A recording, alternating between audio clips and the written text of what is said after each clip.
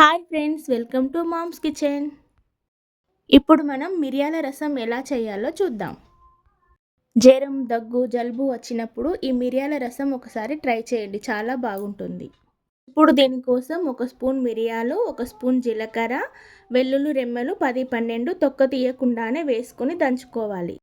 ఇలా దంచితేనే ఫ్లేవర్ బాగుంటుంది, మిక్సీలో వేయకూడదు. స్టవ్ ఆన్ చేసుకొని ఒక గిన్నె పెట్టుకొని అందులో 3 టేబుల్ స్పూన్ ఆయిల్ వేసుకొని ఎండుమిర్చి, ఆవాలు, పసుపు, టమాటా వేసుకొని ఒక 2 మినిట్స్ మగ్గించుకోవాలి. నేను ఇక్కడ ఒక కప్పు చింతపండు రసం వేసుకున్నాను, ఇంకొక కప్పు వాటర్ యాడ్ చేశాను.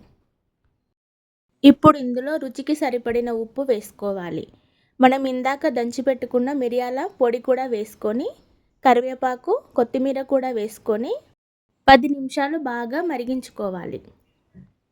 వర్షాకాలంలో, చలికాలంలో ఇలా మిరియాల రసం చేసుకొని అన్నంలో తింటే ఇమ్యూనిటీ బూస్ట్ అవుతుంది. మీరు కూడా ఒకసారి ట్రై చేయండి. వీడియో నచ్చితే ఒక లైక్ చేయండి. మా ఛానల్ ఇంకా సబ్స్క్రైబ్ చేసుకోకపోతే సబ్స్క్రైబ్ చేసుకోండి.